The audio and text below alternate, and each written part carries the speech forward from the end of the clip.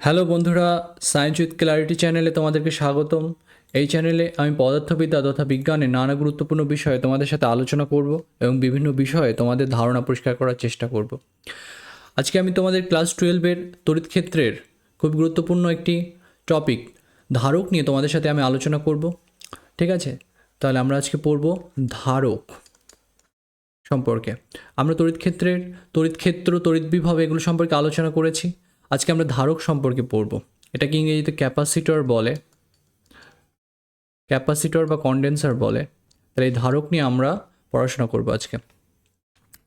তাহলে ধারক কি? ধারক হচ্ছে কিছুকে ধারণ করতে পারে। কাকে ধারণ করতে পারে? ধারক আধানকে ধারণ করতে পারে। ধারকে কিছু পরিমাণ আধান সঞ্চিত হতে পারে। ঠিক আছে, তাহলে ক্যাপাসিটরের কি থাকে? ক্যাপাসিটি থাকে। কি স্টোর করার ক্যাপাসিটি থাকে? আধান স্টোর করার ক্যাপাসিটি থাকে। তাহলে ধারক হচ্ছে সেই সংস্থা যেটাতে কিছুটা আধান আমি সঞ্চয় করে রাখতে পারি, সেটাই হচ্ছে আমাদের ধারক। তাহলে সোজা কথায় আমরা বলতে পারি যে ধারকটাকে আমরা কীভাবে বলতে পারি যে দুটি পরিবাহী পাত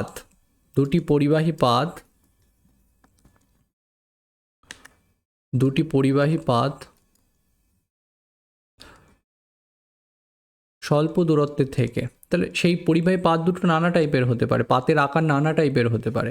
তাহলে সোজা কথা আমরা বলতে পারি দুটি পরিবাহী পাত স্বল্প দূরত্বে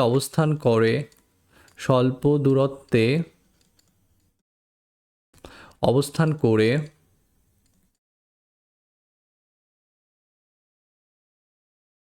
যে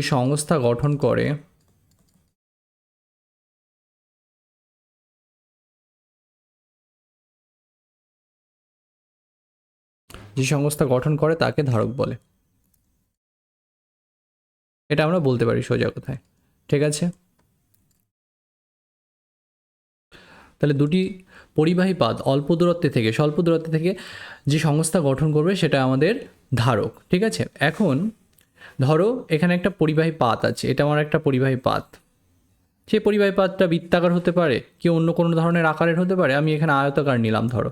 তাহলে এরকম দুটো আয়তাকার পাত, সমতল পাত, পরিবাহী পাত অল্প দূরত্বের থেকে যে সংস্থা গঠন করবে সেটা হচ্ছে আমাদের ধারক। এখন ধরো একটা পাতে যদি আমি প্লাস কিউ আধান দিই, তাহলে আবেশের জন্য আরেকটা পাতেও কত আধান হবে? মাইনাস কিউ আধান হবে। তাহলে এইভাবে ধরো কিছুটা আধান, একটা পাতে প্লাস কিউ আধান আমি রাখলাম, আর একটা পাতে মাইনাস কিউ আধান আমি রাখলাম। তাহলে এইভাবে কিছুটা আধান আমি এখানে স্টোর করে রাখলাম। এই যে সংস্থাটা সেটা হবে আমাদের ধারক। ধারকের একটা পাতে যতটা পজিটিভ আধান থাকে আর একটা পাতে ততটা নেগেটিভ আধান থাকে। তাহলে এইভাবে ধারকে আধান সঞ্চিত হয়। তাহলে যদি একটা পাতে এরকম পজিটিভ, একটা পাতে নেগেটিভ আধান থাকে, তাহলে পাত দুটোর ভেতর কি থাকে? একটা বিভব প্রভেদ বজায় থাকবে। তাহলে এই পাত দুটোর ভেতর কি থাকে? একটা বিভব প্রভেদ বজায় থাকবে। ঠিক আছে, এখন ধারকের ক্ষেত্রে দেখা যায় যে এই যে বিভব প্রভেদটা দুটো পাতের ভেতর হয়েছে, এটাতে যত আধান সঞ্চিত হয়েছে এদের ভেতরে একটা সরল সম্পর্ক বর্তমান থাকে। তার মানে যতটা আধান এই ধারকে সঞ্চিত হবে আর ধারকের যে দুটো পাত তাদের ভেতর যে বিভব প্রভেদটা হবে তারা পরস্পরের সাথে সরল সম্পর্কে থাকে। যতটা বেশি বিভব প্রভেদ হবে ধারকের দুটো পাতের মধ্যে, ধারকের সঞ্চিত আধানের পরিমাণও সেরকমটা আমাদের বাড়তে থাকবে। তাহলে ধারকের দুটো পাতের মধ্যে যে বিভব প্রভেদ থাকে সেটাকে আমরা ভি বলছি, এবং ধারকের যে সঞ্চিত আধান সেটাকে আমরা কিউ বলছি। একটা পাতে পজিটিভ আধান আছে, একটা পাতে নেগেটিভ আধান আছে, তাহলে কিউ ইজ প্রপোর্শনাল টু আমাদের কী হবে? ভি হবে। এখন এই প্রপোর্শনালিটি উঠিয়ে দিলে এখানে আমরা একটা ধ্রুবক লিখব। ফিজিক্সে এই ধ্রুবকের নামকে বিভিন্ন সিচুয়েশনে বিভিন্ন রকম দেওয়া হয়, সবখানে এরকম একটা রিলেশন তোমাকে বলা হয়, এবং সেই যে ধ্রুবকটাকে বিভিন্ন জায়গায় বিভিন্ন নামে ডাকা হয়। এখানে এই যে ধ্রুবকটাকে সেটাকে আমরা নাম দেব ধারকত্ব। এটাকে আমরা নাম দেব ধারকত্ব। এই ধারকত্বটা ডিফাইন করে দেয় ধারকে কতটা আধান সঞ্চিত হতে পারে। ঠিক আছে, একক বিভব প্রভেদে ধারকে কতটা আধান সঞ্চিত হতে পারে সেটা এই ধারকত্ব দ্বারা নির্ধারিত হয়। তার মানে ধারকত্ব যার যত বেশি হবে সেই ধারকে তত বেশি আধান সঞ্চিত হবে। যে ধারকের ধারকত্ব কম সেই ধারকে কম আধান সঞ্চিত হবে। তাহলে এই সি যে জিনিসটা আমি লিখেছি এটাকে বলা হয় ধারকের ধারকত্ব, ক্যাপাসিটেন্স বলা হয় এটাকে, ধারকত্ব বলা হয় এটাকে। তাহলে এটা হচ্ছে আমাদের ধারকত্ব, ক্যাপাসিটেন্স। ঠিক আছে, ক্যাপাসিটেন্স বলা হয় এটাকে। তাহলে ধারকত্ব, যে ধারকের ধারকত্ব বেশি সেই ধারকে বেশি আধান সঞ্চিত হবে, যে ধারকের ধারকত্ব কম সেই ধারকে কম আধান সঞ্চিত হবে। সোজাভাবে আমরা এইভাবে বলতে পারি। ঠিক আছে, তাহলে ধরো ব্যাপারটাকে যদি এরকমভাবে বলি আমি, ধরো এখানে বলা হচ্ছে Q is equal to CV. তাহলে ভিকে যদি আমি একক করে দিই, 1 ভোল্ট করে দিই, তাহলে কিউ সি এর সাথে সমান। তার মানে ধারকের দুটো পাতের ভেতর যদি 1 ভোল্ট বিভব প্রভেদ বজায় থাকে, তাহলে যে পরিমাণ আধান ধারকে সঞ্চিত হবে সেটাকেই বলা হবে ধারকের ধারকত্ব। তার মানে যদি 1 ভোল্ট সবখানে বিভব প্রভেদ থাকে সব ধারকে, তাহলে যে ধারকের ধারকত্ব বেশি সেটাতে বেশি আধান সঞ্চিত হবে। তাহলে ধারকত্ব নির্ধারণ করে দেয় ধারকে কী ধরনের কী পরিমাণ আধান সঞ্চিত হবে। ঠিক আছে, এবার ধারকত্ব কিসের উপর নির্ভর করে? ধারকত্ব কি এই আধানের উপর ডিপেন্ড করে নাকি ভোল্টেজের উপর ডিপেন্ড করে? এগুলো কোনোটারই উপর ডিপেন্ড করে না। ধারকত্ব ডিপেন্ড করে এই ধারকের যে জিওমেট্রিক্যাল শেপ তার উপর। কয়েকটি জিনিসের উপর ধারকত্ব নির্ভর করে, শুধু জিওমেট্রিক্যাল যে শেপ, জ্যামিতিক যে আকৃতি তার উপরই ধারকত্ব নির্ভর করে তা নয়। ধারকত্ব আরও কয়েকটি বিষয়ের উপরও নির্ভর করে। তাহলে ধারকত্ব কী কী বিষয়ের উপর নির্ভর করে সেটা আমি একটু বলি। যে একটা ধারকে কী পরিমাণ আধান সঞ্চিত হবে সেটা কয়েকটি বিষয়ের উপর নির্ভর করে। তাহলে কী কী বিষয়ের উপর নির্ভর করে? তাহলে প্রথম কথা যে ধারকত্ব, ধারকের জ্যামিতিক আকৃতি, ধারকের জ্যামিতিক আকৃতি, ঠিক আছে, আকৃতি, ঠিক আছে, আরও কিছু বিষয়ের উপর নির্ভর করে। যেমন ধরো এই সাধারণত এই ধারকের ভেতর এই যে একটা পাতে কিছুটা আধান স্টোর করছে, আর একটা পাতে সমপরিমাণ নেগেটিভ আধান স্টোর হচ্ছে। এবার এই দুটো অংশের ভেতর একটা পরাবৈদ্যুতিক পদার্থ প্রবেশ করানো থাকে সাধারণত। পরাবৈদ্যুতিক পদার্থ কোনগুলো? যেগুলো কুপরিবাহী পদার্থ, সেগুলোকেই ভালো বাংলায় বা ইংলিশে বলা হয় ডাইইলেকট্রিক মেটেরিয়াল বা পরাবৈদ্যুতিক পদার্থ, যেগুলো কুপরিবাহী পদার্থ। সেরকম একটা কুপরিবাহী পদার্থকে এই ধারকের পাতের ভেতর প্রবেশ করানো থাকে সাধারণত। ঠিক আছে, তাহলে সেই কুপরিবাহী পদার্থটার পরাবৈদ্যুতিক ধ্রুবক কতটা, পরাবৈদ্যুতিক ধ্রুবক কতটা, তার উপরও ধারকত্ব নির্ভর করে। ঠিক আছে, তাহলে কিসের উপর নির্ভর করছে? আমাদের জ্যামিতিক আকৃতির ওপর নির্ভর করে। তারপরে পরাবৈদ্যুতিক পদার্থের প্রকৃতির ওপর, যেটাকে ওই ধারকের মধ্যে প্রবেশ করানো আছে, সেই পরাবৈদ্যুতিক পদার্থের প্রকৃতিটা কি তার উপর ধারকত্বটা নির্ভর করবে। তাহলে পরাবৈদ্যুতিক পদার্থের প্রকৃতির ওপর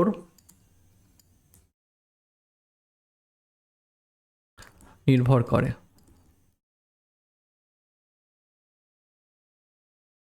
ঠিক আছে, তাহলে এই সব ব্যাপারের উপর কি নির্ভর করে? ধারকত্ব নির্ভর করে।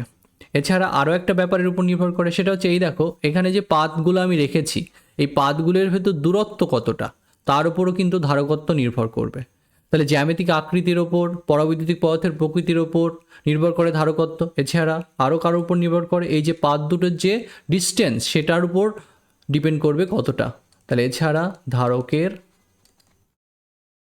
পাত দুটির দূরত্বের ওপর, পাত দুটির মধ্যবর্তী দূরত্বের ওপর ধারকত্ব নির্ভর করে।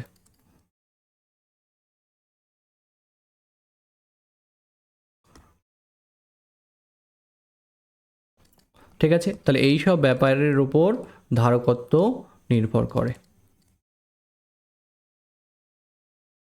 তাহলে কিসের উপর নির্ভর করলো ধারকের ধারকত্ব? জ্যামিতিক আকৃতি, মাঝে কি পরাবৈদ্যুতিক পদার্থকে তুমি ঢুকিয়েছো সেই পদার্থের প্রকৃতির ওপর। পরাবৈদ্যুতিক পদার্থ মানে সোজা কথায় বুঝবে কুপরিবাহী পদার্থ। সেই কুপরিবাহী পদার্থ যেটা তুমি এই ধারকের দুটো পাতের ভেতর ঢুকিয়েছো তার প্রকৃতির ওপর, এবং এই পাত দুটোর যে মধ্যবর্তী দূরত্ব তার উপর ডিপেন্ড করবে ধারকত্বটা কত ধারকের। তাহলে এই সব ব্যাপারের উপর ধারকত্ব তোমার নির্ভর করবে। ঠিক আছে, এবার ধারকত্বকে প্রকাশ করার জন্য আমরা একটা একক ব্যবহার করি। সেই এককটা কি সেটা আমি তোমাদের এখন শেখাবো। ঠিক আছে, তাহলে সেই এককটা কি, যে ধারকত্বের এসআই একক কি, সিজিএস একক কি, তাদের ভিতর সম্পর্কটাই বা কী সেটা আমি এখন দেখাবো। যে ধারকত্বের একক, তা ধারক কী কাজে ব্যবহৃত হয়? আধানকে সঞ্চয় করে রাখার কাজে। আধান যেখানে সঞ্চিত হচ্ছে তার মানে সেখানে কিছুটা শক্তিও সঞ্চিত হচ্ছে, তার মানে ধারকে কিছুটা শক্তিও সঞ্চিত হয়। ধারকে কতটা শক্তি সঞ্চিত হবে, স্থির তাড়িতিক কতটা শক্তি সঞ্চিত হবে, সেটা রাশিমালা আমরা পরে পড়ব। তার মানে আধানকে তুমি এরকম রাখছো একটা জায়গায়, তার মানে সেখানে যেন কিছুটা এনার্জিকে স্টোর করে রাখছো তুমি, তাহলে সেই কাজে আমাদের ধারক এখানে ব্যবহৃত হচ্ছে। ঠিক আছে, এবং কতটা আধান ধারকে সঞ্চিত হতে পারে সেটা নির্ধারিত হয় ধারকের ধারকত্ব দ্বারা। ঠিক আছে, তাহলে ধারকত্বের একক কি? ধারকত্বের এসআই একক হচ্ছে ফ্যারাড। এসআই একক হচ্ছে ফ্যারাড। ধারকত্বের এসআই একক হচ্ছে ফ্যারাড। ঠিক আছে, ফ্যারাড। আমি আর পুরো কথাটা লিখলাম না এখানে, ফ্যারাড বলে এটাকে, ফয়জফল আকার রয়কার ড, ফ্যারাড। ঠিক আছে, ফ্যারাড। ওকে, তাহলে ধারকত্বের এসআই একক হচ্ছে ফ্যারাড, আর সিজিএস একক হচ্ছে স্ট্যাট ফ্যারাড। সিজিএস একক হচ্ছে স্ট্যাট ফ্যারাড। Stat farad. এই স্ট্যাট ফ্যারাড আর ফ্যারাডের ভেতরে একটা রিলেশন আছে। কি রিলেশন? যে one stat farad is equal two 1.11 into 10⁻⁻12 এত ফ্যারাড। তো এটা হচ্ছে আমাদের স্ট্যাট ফ্যারাড আর ফ্যারাডের ভেতরে একটা সম্পর্ক। ঠিক আছে, তাহলে এরকমভাবে আমার সাথে সাথে তোমরা নোট করতে থাকো, তাহলে তোমাদের খুব সুন্দর নোট হয়ে যাবে। ঠিক আছে, এবং এখানে যা আমি লেখাবো সেগুলো পড়লে তোমাদের মোর দ্যান এনাফ যে কোনো পরীক্ষার জন্য, ক্লাস 12-এর পরীক্ষা বলো কি যে কোনো কম্পিটিটিভ এক্সাম বলো, তার জন্য তোমাদের যে কোনো পরীক্ষার জন্য প্রিপারেশন হয়ে যাবে। তাহলে ধারকত্বের একক। এখন দেখো আমি তোমাদের, আমার নোট করা আছে, এই যে এটা আমার নোট। ঠিক আছে, এই চ্যাপ্টার সম্পর্কে আমার এখানে এই যে নোট করা আছে অলরেডি। ঠিক আছে, এটাও তোমরা দেখবে, একটু যদি দেখো তাহলে আরও এখানে ডিটেলস আরও কিছু লেখা আছে, সেটা এখান থেকেও তোমরা দেখতে পারো সব কিছু। কিন্তু আমার সাথে সাথে করলে তোমাদের সব থেকে বেটার হবে। তুমি যত আমার সাথে সাথে লিখে পড়বে তত তোমার জিনিসটা পরিষ্কার হবে, তত তোমাদের ভালো হবে। ঠিক আছে, জিনিসগুলো মনে থাকবে তোমাদের। ঠিক আছে, এখানে সবই লেখা আছে, আরও গুছিয়ে লেখা আছে, একটু বেশি বেশি ডিটেলসেও লেখা আছে। ঠিক আছে, কিন্তু আমার সাথে নোট করলে তোমাদের ভালো পড়া হবে এবং জিনিসটা মনে থাকবে তোমাদের। ঠিক আছে, ওকে, তাহলে দেখো, তাহলে ধারকত্বের একক এখানে বললাম আমি। তাহলে এটা সিজিএস একক এসআই এককের ভেতর সম্পর্ক। এইবার যে ধারকটা তোমাদের খুব ভালো করে পড়তে হবে, নানা টাইপের ধারক হয়, তার ভেতর তোমাদের যেটা সিলেবাসে খুব ভালো করে আছে সেটা হচ্ছে সমান্তরাল পাত ধারক। তাহলে আমি এখন তোমাদের সেই সমান্তরাল পাত ধারক সম্পর্কে বলবো। সেই সমান্তরাল পাত ধারকের ধারকত্ব কিসের উপর নির্ভর করবে দেখব। কিসের উপর নির্ভর করবে? এই ব্যাপারগুলোর উপরই নির্ভর করবে যে এই পাতগুলোর জ্যামিতিক আকৃতি, পাতগুলো কি আয়তাকার নাকি বৃত্তাকার, তার উপর নির্ভর করবে ধারকত্ব। জ্যামিতিক আকৃতি মানে বৃত্তাকার না আয়তাকার না কী ধরনের পাত, গোলক আকৃতির কী ধরনের পাত, তার উপর ধারকত্ব নির্ভর করে।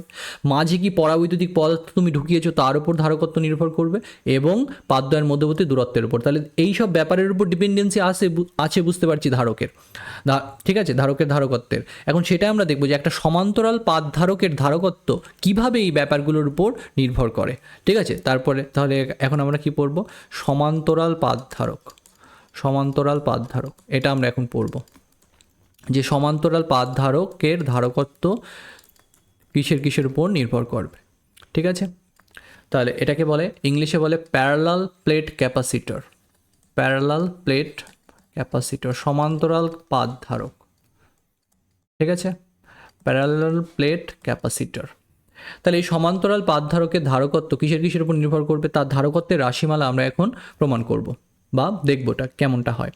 তাহলে সমান্তরাল পাত ধারকের দুটো সমান্তরাল পাত থাকবে, সেই পাত দুটো বৃত্তাকার হতে পারে, সেই পাত দুটো অন্য কোনো আকারের হতে পারে, যারা সমান্তরালে থাকবে। আমি এখানে সোজাসুজি বোঝানোর জন্য আমি এখানে আয়তাকার পাত ধরে নিচ্ছি, দুটো আয়তাকার পাত সমান্তরালভাবে থেকে আমি ধরে নিচ্ছি আমার সমান্তরাল পাত ধারকটাকে তৈরি করেছি। তাহলে ধরো এটা আমরা একটা আয়তাকার পাত, আর এখান থেকে একটু দূরে ডি দূরত্বে আর একটা ধরো সমান্তরাল পাত আমার এরকম আছে। তাহলে এরকম দুটো পাত এইভাবে ডি দূরত্বে অবস্থান করে, এই দূরত্বটা হচ্ছে আমাদের ডি ধরে নিচ্ছি, যে এই ডি দূরত্বে থেকে এই আমার পাত ধারকটা তৈরি করেছে, সমান্তরাল পাত ধারকটা তৈরি করেছে। এই ধারকের প্রত্যেকটা পাদের ক্ষেত্রফল আমি ধরে নিচ্ছি এ। এই পাতে ধরছি আমি প্লাস কিউ আমার আধান আছে, আর এই পাতে আমি ধরছি মাইনাস কিউ আধান আছে। এইভাবে সমান্তরাল পাত ধারকটা তৈরি হয়েছে, এবং এই ধারকের পাত দুটোকে কী হতে হবে বলেছি? পরিবাহী হতে হবে। ঠিক আছে, তাহলে পরিবাহী পাত এরকম ডি দূরত্বের থেকে এই পাত ধারকটা গঠন করেছে, এবং একটা পাতে ধরছি প্লাস কিউ আধান আছে, একটা পাতে মাইনাস কিউ আধান আছে। ঠিক আছে, এবং আমি আমার এই নিচের দিকে যে অভিমুখ সেটাকে আমি বললাম আমার পজিটিভ ওয়াই অক্ষ, সেটাকে আমি জে ক্যাপ দিয়ে বোঝালাম। যে নিচের দিকে যে আমার অভিমুখটা সেটাকে আমি জে ক্যাপ দিয়ে বোঝালাম আমার সুবিধার জন্য। এটা আমি পরে একটা জায়গায় ইউজ করবো, সেই কারণে আমি আগে ধরে নিলাম যে এই নিচের দিকের যে অভিমুখটা, মানে প্লাস কিউ আধান থেকে মাইনাস কিউ আধানের পাতের দিকের যে অভিমুখ সেটাকে আমি ধরলাম জে ক্যাপ। তাহলে নিচের দিকে যে অভিমুখটা সেটাকে আমি জে ক্যাপ হিসেবে ধরে নিলাম। ঠিক আছে, তাহলে এরকমটা আমার আছে। তাহলে এইভাবে আমাদের একটা সমান্তরাল পাত ধারক তৈরি হয়েছে। তাহলে ওপরে যে পাতটা আছে সেই ওপরের পাতের যে ক্ষেত্রীয় আধান ঘনত্ব সেটাকে যদি বলি আমি সিগমা ওয়ান, তাহলে sigma one is equal to কী লিখতে পারি, Q by A plus Q by A. আর নিচে যে পাতটা আছে সেটাতে কতটা আধান আছে, এই এটা হচ্ছে এই পাতের ক্ষেত্রফল। বারবার বলছি এই পাতটা কিন্তু বৃত্তাকারও হতে পারতো, এখানে আমি আয়তাকার পাত দিয়ে দেখিয়েছি, পাতটা বৃত্তাকার হতে পারতো, রম্বস আকৃতির হতে পারতো, অন্য যে কোনো আকারেরই হতে পারে, কিন্তু পাত দুটো সমান্তরালে আছে, তাই এদেরকে বলা হচ্ছে সমান্তরাল পাত ধারক। এখানে এ বলতে বুঝো না যে শুধু এখানে আয়তাকার পাতের ক্ষেত্রফলকে বোঝাচ্ছি, যে কোনো পাত হলেই তার ক্ষেত্রফলকে এখানে আমি ক্যাপিটাল এ দ্বারা বোঝাচ্ছি। তাহলে sigma one is equal two sigma one দ্বারা কী বোঝানো হয়, ক্ষেত্রীয় আদান ঘনত্ব। তাহলে ওপরের পাতটার ক্ষেত্রীয় আদান ঘনত্বকে আমি বলছি সিগমা ওয়ান, আর নিচের পাতের যে ক্ষেত্র আদান ঘনত্ব সেটাকে আমি বলছি সিগমা টু। তো sigma two is equal to কত হবে, মাইনাস কিউ বাই এ। তাহলে সিগমা ওয়ান বলতে ওপরের পাতটার যে আদান ঘনত্ব সেটাকে আমি বলছি সিগমা ওয়ান, আর নিচের পাতটার যে আদান ঘনত্ব সেটাকে আমি বলছি সিগমা টু। ঠিক আছে, তাহলে একক ক্ষেত্রফলে কতটা আধান আছে সেটাই হচ্ছে ক্ষেত্রীয় আদান ঘনত্ব। সেই ওপরের পাতটার ধরা হলো সিগমা ওয়ান আর নিচের পাতটার ধরা হলো সিগমা টু।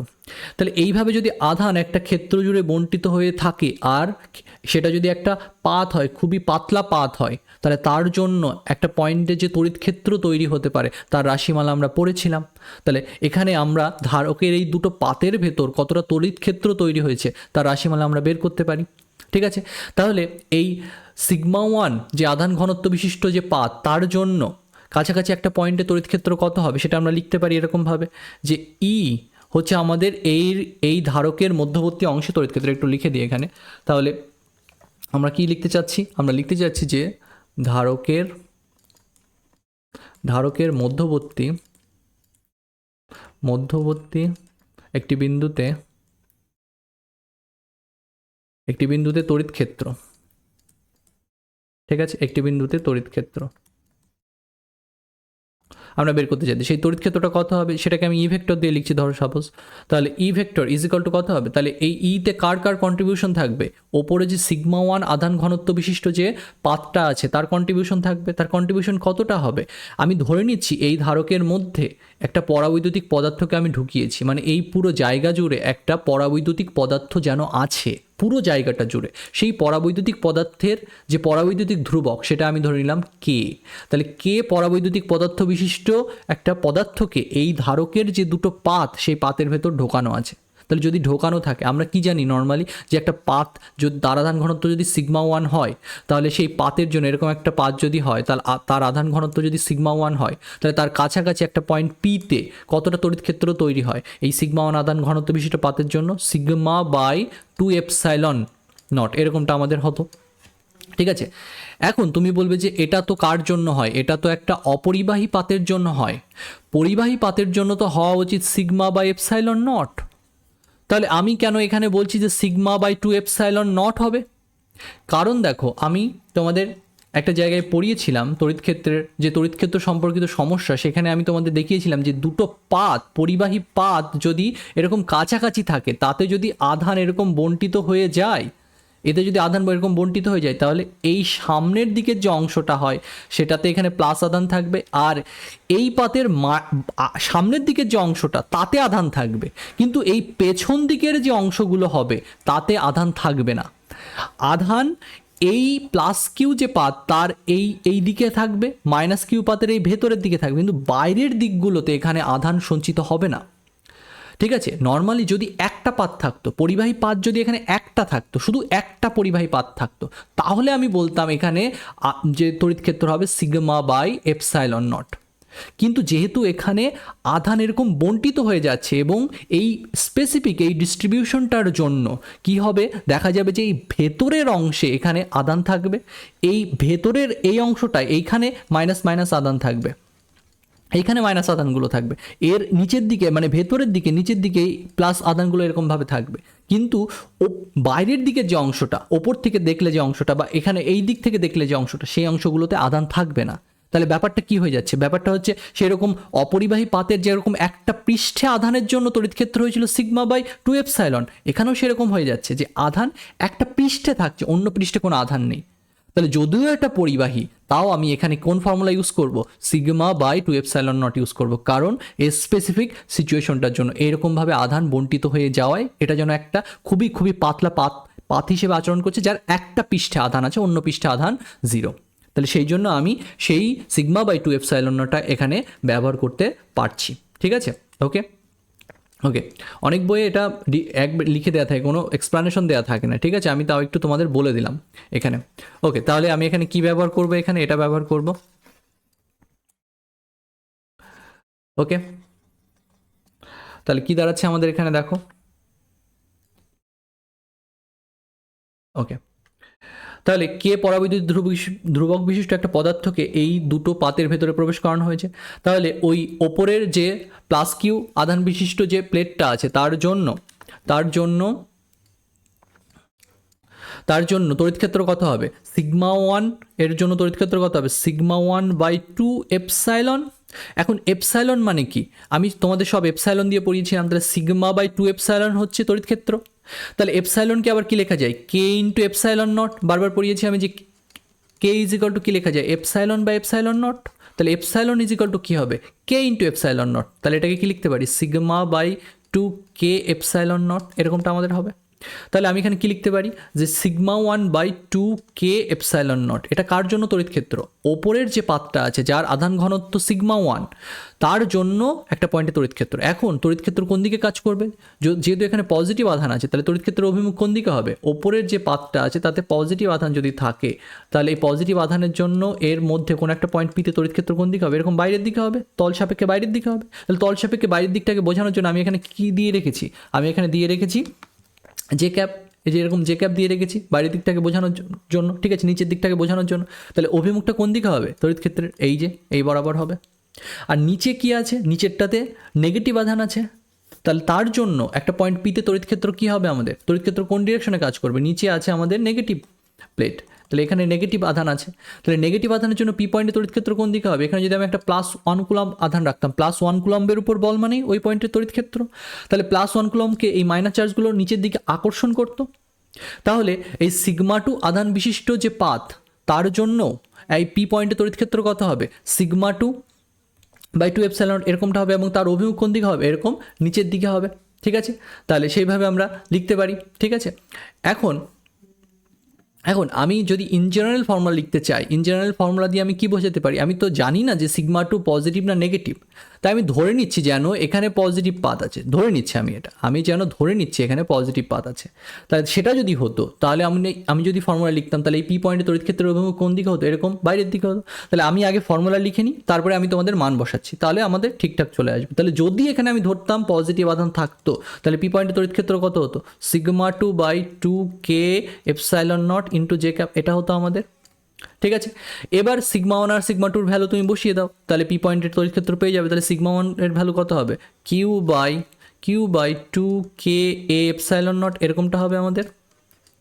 আর σ2 মান কি, নেগেটিভ, তাহলে তার জন্য পি পয়েন্টে তড়িৎ ক্ষেত্র কত হবে, আমি জানি না আগে থেকে σ2 পজিটিভ না নেগেটিভ, তাহলে আমি ধরে নিলাম σ2 পজিটিভ। তাহলে পজিটিভ যদি হতো তাহলে পি পয়েন্টে তড়িৎ ক্ষেত্র কোন দিকে হতো, এরকম ওপরের দিকে হতো। তাহলে ওপরের দিক মানে কি, মাইনাস জে ক্যাপ, তাহলে সেই জন্য এখানে মাইনাস সাইনটা এসেছিল। এবার σ2 সমান কত, -q/a, তাহলে সেটা যদি তুমি এখানে বসিয়ে দাও -q/a, মাইনাস মাইনাসে প্লাস হয়ে যাবে, তাহলে কত হবে q/2 K A epsilon not, এরকমটা আমাদের হয়ে যাবে। ঠিক আছে, সো এটাই হবে পি পয়েন্টে তড়িৎ ক্ষেত্র। পি পয়েন্টটাকে কোথায় ধরছি আমরা, এই দুটো পরিবাহী পাতের মাঝে ধরছি, তাহলে পি পয়েন্টে তড়িৎ ক্ষেত্র এরকমটা হবে। ঠিক আছে, বুঝতে পারছি যে দুটো তড়িৎ ক্ষেত্র অ্যাড হয়ে যাবে। আমি একবারেই এই সেকেন্ড লাইনটা লিখে করে দিতে পারতাম, ঠিক আছে, কিন্তু আমি একটু এইভাবে করলাম যাতে আর একটু ডিটেলসে তোমরা বুঝতে পারো। তাহলে দুটো তড়িৎ ক্ষেত্র একই ডিরেকশনে থাকবে, এরকম অ্যাড হয়ে যাবে। তাহলে এভাবে ফাইনাল যে তড়িৎ ক্ষেত্র হবে মাঝের একটা পয়েন্ট টেপ, তাহলে সেই তড়িৎ ক্ষেত্রের মান কত হবে, এটা হবে তড়িৎ ক্ষেত্র। ঠিক আছে, তার ডিরেকশন কোন দিকে হবে, প্লাস প্লেট থেকে মাইনাস প্লেটের দিকে। তাহলে একটা যদি আমাদের এরকম সমান্তরাল পাত ধারক হয় তাতে তড়িৎ ক্ষেত্রের যে অভিমুখ হবে সেটা হবে কোন দিক থেকে, প্লাস প্লেট থেকে মাইনাস প্লেটের দিকে অবভিয়াসলি। এবং তার মান কত হবে, তার মান হবে এইটা যে q/k epsilon naught into J cap. ঠিক আছে, তাহলে এইটাই হবে আমাদের পি পয়েন্টে তড়িৎ ক্ষেত্র। ঠিক আছে, মাঝের একটা পয়েন্ট পিতে তড়িৎ ক্ষেত্র।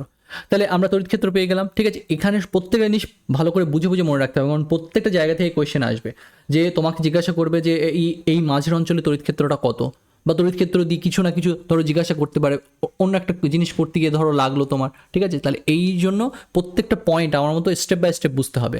তাহলে এর এই পাত দুটোর মধ্যের একটা পয়েন্টে তড়িৎ ক্ষেত্রের মান কত হবে? তড়িৎ ক্ষেত্রের মান হবে তাহলে আমাদের Q/2K ε0, ঠিক আছে? আশা করি Q/K ε0, ঠিক আছে? এবং অভিমুখটা কোন দিকে হবে সেটা আমরা এখান থেকে পেয়ে গেলাম। এবার আমরা কি বলেছিলাম, তড়িৎ ক্ষেত্রের সাথে তড়িৎ বিভবের একটা সম্পর্ক আছে। আমার উদ্দেশ্য কি? আমার উদ্দেশ্য এই সমান্তরাল পাত ধারকের ধারকত্বটাকে বের করা।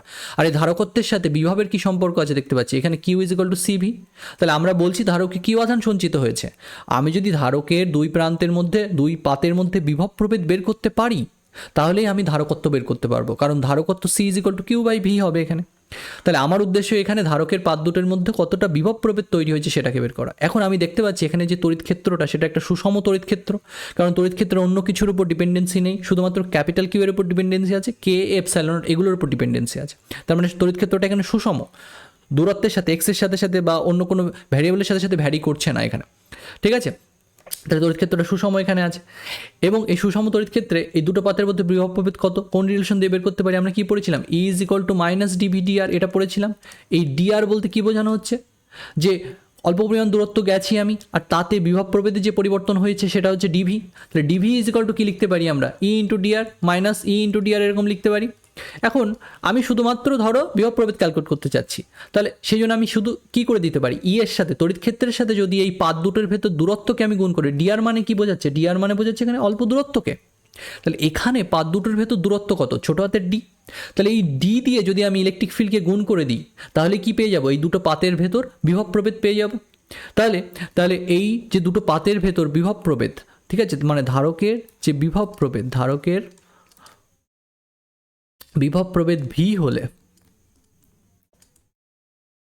ধারকের যে বিভব প্রভেদ সেটা যদি ভি হয়, তাহলে ভি = আমরা কত বলতে পারি? তাহলে ভি = আমরা বলতে পারি E × D, এরকমটা আমরা বলতে পারি। আর ই এর ভ্যালু তো আমাদের অলরেডি এখানে বলাই আছে, Q/K ε0। তাহলে সেটাকে আমি বসিয়ে দিচ্ছি এখানে, আর প্লাস মাইনাস কিছু লিখছি না, কারণ আমরা ধরে নিচ্ছি যে বিভব প্রভেদ আমি হিসাব করছি প্লাস পাত আর মাইনাস পাতের ভেতর।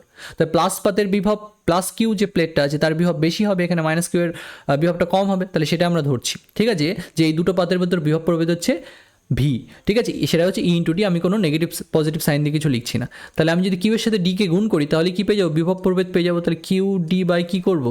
K/ε0, এটা যদি আমি করি তাহলে কি পেয়ে যাবো? বিভব প্রভেদ পেয়ে যাবো। এবার C = কি? তাহলে ধারকত্ব। তাহলে এখানে ধারকত্বটা কত হবে? ধারকত্ব C = কি হয়? Q/V হয়। তাহলে ভি এর মান যদি আমরা এখানে বসিয়ে দিই, তাহলে কি পেয়ে যাব? আমরা এই সমান্তরাল পাত ধারকটার ধারকত্ব কত সেটা পেয়ে যাব। তাহলে সেটা কত হবে এখানে? সেটা হবে Q/D কত হবে? K/ε0, এটা আমার হবে।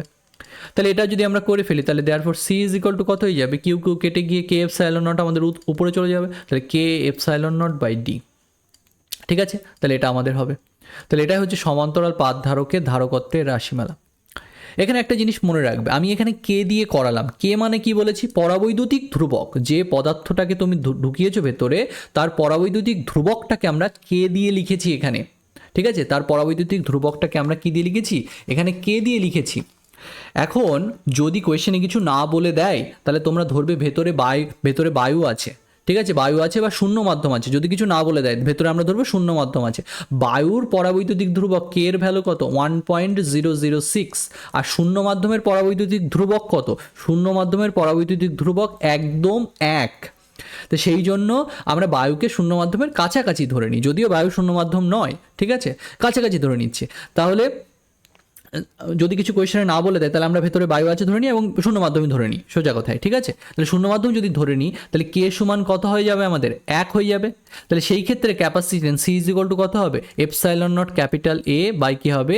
D, ঠিক আছে? যদি কোয়েশ্চেনে কিছু না বলা থাকে, আমরা এটা ধরে হিসাব করব যে ε0 A/D। তাহলে আমি তোমাদের কেন এভাবে মনে রাখতে শেখালাম? কারণ কে এর ইফেক্টটা এখানে খুব খুব খুব ইম্পর্টেন্ট। সেই জন্য আমাদের এইভাবেই পড়া উচিত, যেভাবে আমি তোমাদের পড়ালাম এখানে বা বললাম। তাহলে C = কত হয়ে গেল এখানে? K/ε0 A/D। যদি পরাবৈদ্যুতিক পদার্থটাকে ভেতরে না প্রবেশ করাতাম, তাহলে এটা থাকতো না। তাহলে পরাবৈদ্যুতিক পদার্থটাকে প্রবেশ করালে ধারকের ধারকত্ব কত গুণ বেড়ে যায়? কে গুণ বেড়ে যায়। আমরা কি বলছিলাম যে ধারকের ধারকত্ব কোন কোন বিষয়ের উপর নির্ভর করে, দেখো কিসের উপর নির্ভর করে বলেছিলাম যে পরাবৈদ্যুতিক পদার্থের প্রকৃতির উপর নির্ভর করবে। তাহলে কে এর ডিপেন্ডেন্সিটা আমরা বুঝতে পারবো না যদি না আমরা ওখানে কেটাকে বলি। তাহলে ধারকের জ্যামিতিক আকৃতি মানে ক্ষেত্রফল এরিয়ার উপর ডিপেন্ড করছে ধারকত্ব, মধ্যবর্তী দূরত্ব ডি এর উপর ডিপেন্ড করছে, যেটা আমাদের এক্সপ্রেশনে এসেছিল, যেটা আমাদের রাশিমালা এসেছিল, এই দেখো ডি এসেছিল মধ্যবর্তী যে দূরত্ব পাত দুটোর, তার উপর ধারকত্ব নির্ভর করছে। ক্যাপিটাল এ ক্ষেত্রফলের উপর ডিপেন্ড করছে, আবার কিসের উপর ডিপেন্ড করছে, কি পরাবৈদ্যুতিক পদার্থটাকে ওই দুটো পাতের ভেতর রেখেছো তার উপরও ধারকত্ব নির্ভর করছে। তাহলে এই তিনটে জিনিসের উপর ধারকত্ব সাধারণত নির্ভর করে, ঠিক আছে? তাহলে মাথায় রেখো এটা, ওকে? তাহলে তাহলে যদি তোমাকে বলে যে একটা ধারক আছে, সিম্পলি বায়ুতে একটা ধারক আছে, এবার বললো মাঝে কে পরাবৈদ্যুতিক পদার্থটাকে ঢুকিয়ে দেওয়া হলো, তাহলে ধারকত্ব কত গুণ বাড়বে, ধারকত্ব কে গুণ বাড়বে, এটা মাথায় রেখো। যে নর্মালি ধারকত্ব সমান আমরা কত বলবো, আমরা বলবো এটা epsilon naught capital A by D, এটা হবে ধারকত্বের রাশিমালা সাধারণত, ঠিক আছে? সাধারণত এটা ধারকত্বের রাশিমালা হবে। কিন্তু যখনই বলবে যে কে পরাবৈদ্যুতিক পদার্থটাকে ভেতরে প্রবেশ করিয়ে দেওয়া হয়েছে, তখনই ধারকত্বের রাশিমালা হয়ে যাবে কে গুণ সি এর, নর্মাল যে C epsilon naught A by D তার কে গুণ হয়ে যাবে। তাহলে যদি এটা ধরো হতো 6 ফ্যারাড বা 6 মাইক্রোফ্যারাড, এই মাইক্রো পিকো এগুলো খুব ধারকত্বের রাশিমালায় ব্যবহৃত হয়, কারণ ফ্যারাড খুব বড় একক, ঠিক আছে? সেই জন্য আমরা আমাদের যে ক্যাপাসিটরগুলো হয় সেগুলো হয় মাইক্রোফ্যারাডে হয়, মিলি ফ্যারাডে হয় বা ন্যানো ফ্যারাডে হয় বেশিরভাগ ক্ষেত্রে, বা পিকো ফ্যারাডে হয়, ঠিক আছে? তাহলে সেই জন্য এই মিউ মানে হচ্ছে মাইক্রো, এন মানে ন্যানো ফ্যারাড, ঠিক আছে? পিতে পিকো ফ্যারাড, এগুলো মনে রাখতে হবে। এম এফ মানে মিলি ফ্যারাড, এগুলো মনে রাখতে হবে, ঠিক আছে? এম ফ্যারাড মানে মিলি ফ্যারাড বলবো, পিএফ বলতে পিকো ফ্যারাড, এন এফ বলতে ন্যানো ফ্যারাড বলবো, ঠিক আছে? এগুলো মাথায় রাখতে হবে। তাহলে ধরো এর ধারকত্ব ছিল বায়ুতে 6 মাইক্রোফ্যারাড, আর তুমি যখন কে পরাবৈদ্যুতিক পদার্থের পাতটাকে ভেতরে প্রবেশ করিয়ে দিলে, বা কে পরাবৈদ্যুতিক পদার্থ দিয়ে পুরো জায়গাটা ঢেকে দিলে ধারকের পাত দুটোকে, পরিবাহী পাত দুটোতে, তখন হয়ে গেল ধারকের ধারকত্ব ধরো 60 মাইক্রোফ্যারাড। তাহলে ধারকত্ব কত গুণ বাড়লো এখানে, 5 গুণ বাড়লো। তাহলে কে ইজ ইকুয়াল টু কত বলবো এখানে, কে ইজ ইকুয়াল টু বলবো 5, ঠিক আছে? এটা মাথায় রেখো যে একটা কে পরাবৈদ্যুতিক পদার্থ দিয়ে যদি ভেতরটা পুরো ঢেকে দেওয়া হয় একটা পরাবৈদ্যুতিক পদার্থে, তাহলে ধারকত্ব কে গুণ বেড়ে যায়, ওর পরাবৈদ্যুতিক যে ধ্রুবক, ঠিক আছে? পরাবৈদ্যুতিক পদার্থের যে পরাবৈদ্যুতিক ধ্রুবক তত গুণ ধারকত্ব বেড়ে যায়, ঠিক আছে? আচ্ছা, এটা মাথায় রেখো। তাহলে এইভাবে আমাদের মনে রাখতে হবে, ওকে? এবার আমি কি বলছি দেখো, তাহলে এটা আমাদের হলো যে ধারকত্বের সমান্তরাল পাত ধারকের ধারকত্বের রাশিমালা হলো। এবার এরই আমরা একটা সিচুয়েশন করব যে ধরো তোমাকে এরকমটা বলে দিলে, এখানে তো পুরো জায়গাটাই একটাই পরাবৈদ্যুতিক পদার্থকে আমি ব্যবহার করেছিলাম, কিন্তু একাধিক পরাবৈদ্যুতিক পদার্থের পাতকে যদি তোমার ভেতরে প্রবেশ করিয়ে দেওয়া হয় তাহলে কি ঘটনা ঘটবে। ধরো এটা একটা ধারক, সমান্তরাল পাত ধারক, এটা একটা সমান্তরাল পাত ধারক, কিন্তু এই পাত ধারকের এই পাত দুটোর ভেতর আমি ধরো 3টে পাতকে এরকম সমান্তরালে প্রবেশ করিয়েছি, এবং এই জায়গাগুলোতে এই অংশে K1 পরাবৈদ্যুতিক পদার্থের পাত আছে, এই অংশে K2 পরাবৈদ্যুতিক পদার্থের পাত আছে, কে আমি ছোটো হাতের লেখার চেষ্টা করছি, আর এখানে K3, এগুলো ছোটো হাতেরই লেখে পরাবৈদ্যুতিক ধ্রুবককে সাধারণত। তাহলে K1, K2, K3 এই 3টে পরাবৈদ্যুতিক পদার্থের পাতকে আমি কি করেছি, এই ধারকের পাত দুটোর ভেতর আমি প্রবেশ করিয়েছি, এখানে প্লাস কিউ এখানে মাইনাস কিউ আধান আছে। তাহলে ধারকের যে দুটো পরিবাহী পাত, সেই পরিবাহী পাত দুটোর মধ্যবর্তী যে অঞ্চল তাকে আমি 3টে সেকশনে ভেঙেছি, সমান্তরালভাবে 3টে সেকশনে ভাঙা হয়েছে। একটা সেকশনে যে পরাবৈদ্যুতিক পদার্থ আছে তার পরাবৈদ্যুতিক ধ্রুবক হচ্ছে K1, তার পরের সেকশনে যে পরাবৈদ্যুতিক পদার্থ আছে তার পরাবৈদ্যুতিক ধ্রুবক হচ্ছে K2, আর তারপরে যে সেকশনটা আছে তার পরাবৈদ্যুতিক ধ্রুবক হচ্ছে K3। এরকম 3টে সেকশনে ধরো ভেঙে দেওয়া হয়েছে তোমার মাঝের ওই যে ধারকের মধ্যবর্তী অঞ্চলটাকে, সমান্তরাল পাত ধারকের মধ্যবর্তী অঞ্চলটাকে এরকম 3টে অঞ্চলে সমান্তরালভাবে ধরো ভেঙে দেওয়া হয়েছে। এখন যদি তোমাকে জিজ্ঞাসা করা হয় এই ধারকটার ধারকত্ব কত, তার রাশিমালা কী হবে, এটা বোঝা খুবই খুবই ইম্পর্টেন্ট আমাদের জন্য। তাহলে এবার ধারকত্ব কী হবে, তাহলে এবার আমরা কি করব, এর মাঝের একটা পয়েন্টে তড়িৎক্ষেত্র বের করার চেষ্টা করি। তাহলে মাঝের একটা পয়েন্টে তড়িৎক্ষেত্র আমরা কি করে বের করতে পারি, যে E vector is equal two কত হবে সেটা আমরা বের করি। তাহলে একবারে আমি আর মান লিখে দিই, এবার আমি ভেক্টর দিয়ে লিখছি না এখানে, তাহলে একবারে ধরো মান লিখে দিচ্ছি আমি। তাহলে E vector is equal two, বুঝতে পারছি অ্যাড হবে সব ইয়েগুলো, ঠিক আছে? অ্যাড হবে সব ভেক্টরগুলো। তাহলে যদি এখানে K1 পরাবৈদ্যুতিক পদার্থ থাকতো, তার জন্য সেই পয়েন্টে যে তড়িৎক্ষেত্র হতো সেটা কত হতো, সেটা হতো এরকম কিউ বাই কত হতো 2 K1 A এপসাইলন নট, এটা হতো K1 পরাবৈদ্যুতিক পদার্থের পাত থাকার জন্য ওই অংশে তড়িৎক্ষেত্র, ঠিক আছে? এবার যে তারপরে যে অংশটা আছে তার জন্য তড়িৎক্ষেত্রে তার কন্ট্রিবিউশনটা কতটা হতো, বা আমরা যদি বলি যে এইখানে যদি একটা পয়েন্ট হতো পি, সেই পি পয়েন্টে তড়িৎক্ষেত্র কত হতো, সেইটা হতো এইটা, ঠিক আছে। আর এইখানে যদি পি ড্যাশ পয়েন্টটা হতো সেইখানে তড়িৎক্ষেত্র কতটা হতো, সেটা হতো Q/2 K2 এপসাইলন নট, এরকমটা হতো। তাহলে এরকমভাবে সব অংশে আমরা তড়িৎক্ষেত্র বের করতে পারি। কিন্তু আমার উদ্দেশ্য কি, আমার উদ্দেশ্য এই এই plus Q R minus Q এর ভেতর তড়িৎ বিভব কতটা সেটা আমার বের করার টার্গেট। তাহলে আমি একবারে ধরো সেই তড়িৎ বিভবটাকে লিখে দিচ্ছি এখানে, যে তড়িৎ বিভবটা কত, এই দুটো পাতের ভেতর তড়িৎ বিভবটা কত। তাহলে তড়িৎ বিভব আমরা কী করে পেয়েছিলাম, যে এই পি এই অংশে যে তড়িৎ ক্ষেত্র সেটা হচ্ছে আমাদের এইটা। তাহলে এটার সাথে যদি আমি এই অংশের যে বেদ সেটাকে যদি গুণ করে দিই, ধরো এই অংশের বেদ D1, এই অংশের বেদ D2, আর তারপরের অংশটার বেদ D3, এইরকমভাবে তিনটে পাত আমার মানে তিনটে অঞ্চলে আমি ডিভাইড করেছি এই জায়গাটাকে। তাহলে এই অংশের বেদ হচ্ছে D3, এরকমভাবে তিনটে অঞ্চলে ডিভাইড করা হয়েছে। তাহলে D1 বেধের যে অংশ সেই অংশে বিভব প্রভেদটা কত, সেটা হচ্ছে এইটা, ঠিক আছে। আর তারপরে যে D2 বেধের যে অংশটা সেই অংশে তড়িৎ বিভব প্রভেদটা কত, সেটা হবে এইটা, যে Q/D2 বাই কী হবে 2K2 এপসাইলন নট। এই Q/2K2 এপসাইলন নট এটা হচ্ছে এই অংশটার প্রত্যেকটা পয়েন্টের তড়িৎ ক্ষেত্র। আর তারপরের অংশটাকে যদি পি ডাবল ড্যাশ বলি, এইখানের একটা পয়েন্ট যদি পি ডাবল ড্যাশ, সেইখানের প্রত্যেকটা পয়েন্টে তড়িৎ ক্ষেত্রের মান কত হবে, সেটা হবে Q/2K3 এপসাইলন নট। তাহলে এটার সাথে যদি আমি এই ডিকে গুণ করি তাহলে কি পাবো, ওই অংশটার বিভব প্রভেদ পাবো। তাহলে এই অংশটার বিভব প্রভেদ কত, সেটা হবে এইটা Q/D/2K3 এপসাইলন নট। এই তিনটে বিভব প্রভেদকে যদি আমরা যোগ করি তাহলে পুরো অংশটার কি পাবো আমরা, বিভব প্রভেদটা কত সেটা আমরা পেয়ে যাবো, যে এই plus Q R minus Q পাতের ভেতর বিভব প্রভেদটা কত সেটা আমরা পেয়ে যাবো। তাহলে সেটা আমরা ক্যালকুলেট করতে পারি ভেরি ইজিলি এখান থেকে। তাহলে সেটা আমাদের কত হবে Q/2A এপসাইলন নট, Q/2, আচ্ছা এখানে একটা 2 লিখেছি আমি, 2টা হবে না এখানে অ্যাকচুয়ালি, কারণ এখানে দেখো যে তড়িৎ ক্ষেত্র আমাদের বেরিয়েছিল সেখানে দেখো লাস্টে এই 2টা ছিল না, তাহলে এখানে 2টা হবে না, সরি এখানে 2টা হবে না, তাহলে এটা আমাদের এরকম হবে, ঠিক আছে। তাহলে এরকমটা আমাদের হবে। তাহলে এটা ইন্টু কী হবে D1/K1 প্লাস কী হবে D2/K2 প্লাস কী হবে D3/K3, এখানে D3 হবে সরি, সো D3/K3 এরকমটা আমাদের হবে, ঠিক আছে।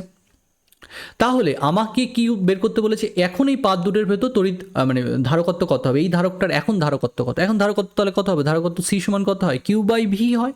তাহলে আমরা এখানে Q/V করবো, তাহলে দেওয়ার পর আমরা লিখতে পারি যে ধারকত্ব C = কী হবে Q/V হবে, ভি মানে কি পুরোটা, তাহলে পুরোটাকে আমরা বসিয়ে দেবো এখানে, তাহলে কত হবে আমাদের এখানে, সো Q/, কী হবে আমাদের এই পুরোটা হয়ে যাবে কত লিখবো Q/K এপসাইলন নট ইন্টু কত হবে D1/K1 প্লাস কী হবে D2/K2 প্লাস কী হবে D3/K3, এরকমটা আমাদের হবে, ঠিক আছে।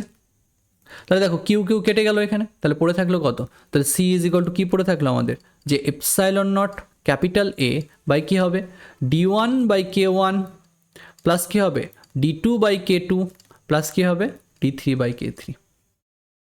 তাহলে এরকমটা আমাদের হবে, ঠিক আছে। তাহলে এইভাবে একটা ধারকের বিভিন্ন অংশতে যদি বিভিন্ন পরাবৈদ্যুতিক পদার্থকে সমান্তরালভাবে এরকম প্রবেশ করানো থাকে তাহলে ধারকের ধারকত্ব কতটা হয় সেটার রাশিমালা আমি তোমাদের বের করে দেখালাম এখানে, ঠিক আছে। আশা করি এটা তোমরা বুঝতে পেরেছো, ঠিক আছে। তাহলে এটা আমাদের হবে।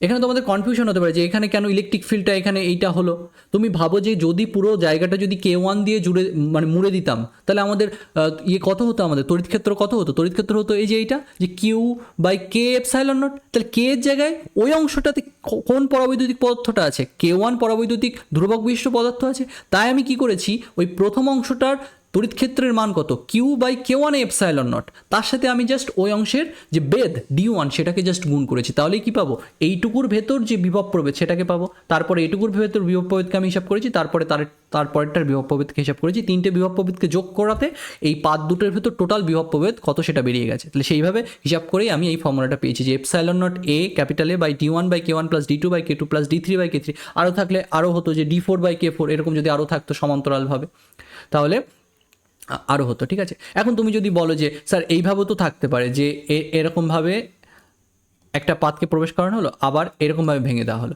যে এই অংশে একটা পরাবৈদ্যুতিক পদার্থ আছে, এই অংশে একটা পরাবৈদ্যুতিক পদার্থ আছে, এই অংশে একটা পরাবৈদ্যুতিক পদার্থ আছে, তাহলে কি করে করবো? তাহলে একটু অন্যরকম ক্যালকুলেশন হবে, সেটা আমি তোমাদের পরে শেখাবো। ঠিক আছে, আমি তোমাদের কিছু বাদ রাখবো না, সব কিছু বলে যাব, দু একটা পয়েন্ট হয়তো বাদ থাকতে পারে। ঠিক আছে, তাছাড়া মানে মোস্ট অফ দ্য সিচুয়েশন যে 97 থেকে 98% যেগুলো আমাদের দরকার হয় একদম অ্যাডভান্স লেভেল পর্যন্ত তোমাদের, সেগুলো তোমাদের এখানে ক্লিয়ার হয়ে যাবে। ঠিক আছে, আর দু একটা জিনিস যেগুলো বাদ থাকবে সেগুলো প্র্যাকটিসের মাধ্যমে তোমরা শিখে যাবে। ঠিক আছে, ওকে, ভালো করে পড়ো এগুলো যেটুকু আমি পড়ালাম আজকে, যে epsilon naught A by d1/k1 plus d2/k2 এটা হবে, এরকম যদি সিচুয়েশন করে দেয় তাহলে ধারকত্বের রাশিমালা। তাহলে আশা করি আমি এইগুলো তোমাদের বোঝাতে পেরেছি আজকে যেটুকু পড়ালাম। ঠিক আছে, ওকে, তাহলে আজকে এ পর্যন্তই থাক আমাদের, পরের দিন আমরা আরও পড়বো ধারক সম্পর্কে। ঠিক আছে, আমার ভিডিও যদি ভালো লেগে থাকে তোমরা আমার ভিডিওকে লাইক করো, বন্ধুদের সাথে শেয়ার করো এবং আমার চ্যানেলকে সাবস্ক্রাইব করো। থ্যাংক ইউ বন্ধুরা, আর কি উন্নতি করা দরকার আমার ভিডিওতে সেটা তোমরা আমাকে বলতে পারো। থ্যাংক ইউ বন্ধুরা।